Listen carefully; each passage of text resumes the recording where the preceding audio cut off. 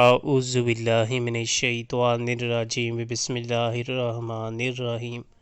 ولا تزر وازرة وازرة وزر اخرى وإن تدع مثقلة إلى حملها لا يحمل منه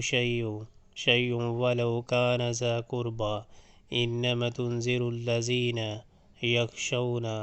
يخشون ربهم بالغیب وأقاموا الصلاة ومن تزكى فإنما يتزكى لنفسه وإلى الله المصير۔ کوئی بوجھ اٹھانے والا کسی دوسرے کا بوجھ نہ اٹھائے گا، اور اگر کوئی لدا ہوا نفس اپنا بوجھ اٹھانے کے لیے پکارے گا تو اس کے بار کا ایک